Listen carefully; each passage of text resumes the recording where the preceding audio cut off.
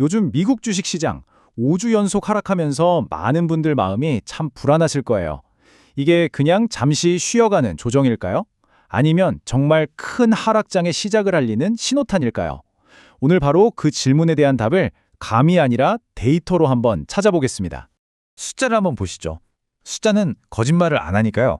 주요 지수들은 5주 연속으로 떨어지면서 조정 국면에 들어갔고요. 시장의 공포를 나타내는 저 지수는 극도의 공포 단계까지 왔습니다. 시장 전체의 공포가 쫙 깔렸다는 게 그냥 느껴지는 수준이죠. 아마 지금 모든 투자자분들 머릿속에 바로 이 질문이 떠나지 않을 겁니다. 오늘 이 시간에는요, 막연한 추측이나 희망회로 대신에 냉정한 데이터를 가지고 이 질문에 대한 답을 함께 찾아가 보려고 합니다. 자, 그럼 어떻게 이 문제를 파헤쳐 볼지 순서대로 한번 짚어보겠습니다.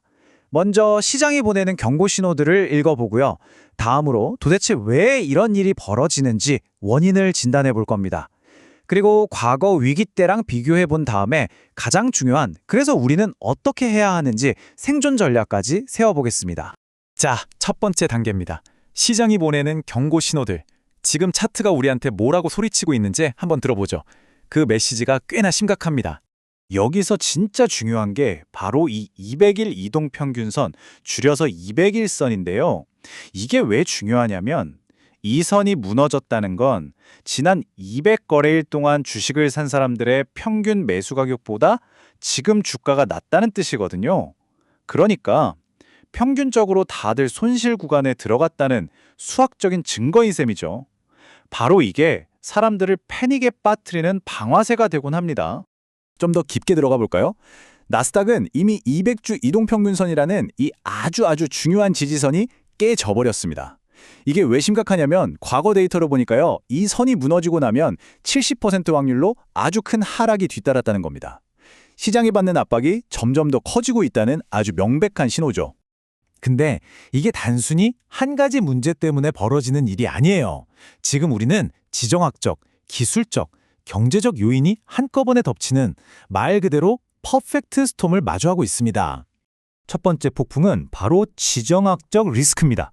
저기 보이는 호르무즈 해협에서 긴장이 고조되면요. 이게 도미노처럼 쓰러지는 거죠. 유가가 폭등하고 물류가 막히고 결국엔 우리 지갑 사정, 즉 소비자 신뢰도에 직접적인 타격을 주게 됩니다. 그리고 동시에 기술 쪽에서도 폭풍이 몰아치고 있어요. AI 기술 패러다임이 바뀌면서 반도체 하드웨어 수요가 갑자기 뚝 끊기는 이른바 수요 절벽 현상이 나타나고 있는 겁니다.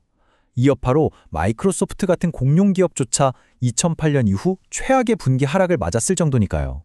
자, 그럼 이 지정학적 위기, 기술 충격, 여기에 끈질기게 안 잡히는 인플레이션까지 이 세 가지가 합쳐지면 뭐가 될까요?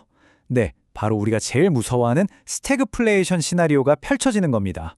경제 성장은 멈추는데 물가는 계속 오르는 정말 최악의 조합이죠. 자, 그럼 이런 상황이 역사적으로는 어땠을까요? 닷컴 버블이나 2008년 금융위기 때랑 지금을 한번 비교해보면서 현재 위치를 가늠해보죠. 역사는 반복될까요?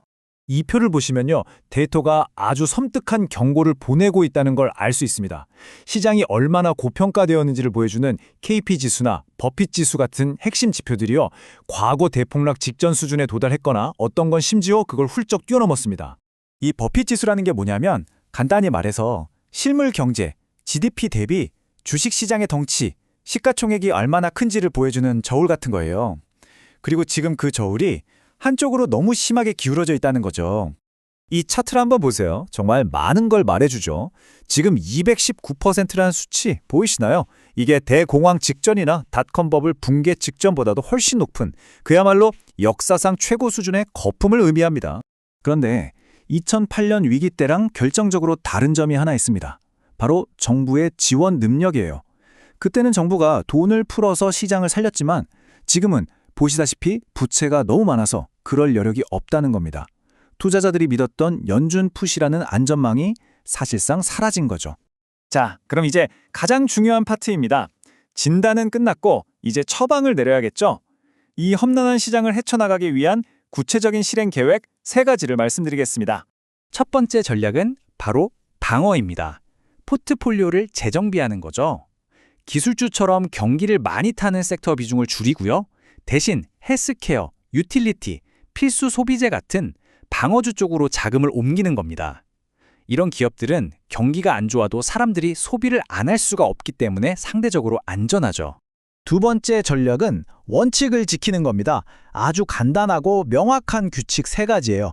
첫째, 200일선 아래로 떨어진 주식은 쳐다보지도 않는다. 둘째, 포트폴리오의 20에서 30%는 무조건 현금으로 보유해서 최악의 상황에 헐값에 파는 일을 막는다. 셋째, 금 같은 안전자산을 일부 편입해서 해징을 하는 겁니다. 그리고 마지막 세 번째 전략은 바로 마음가짐입니다. 이 차트를 보세요. 역사를 보면 약세장은 평균 9개월 정도로 강렬하고 짧게 지나갔습니다.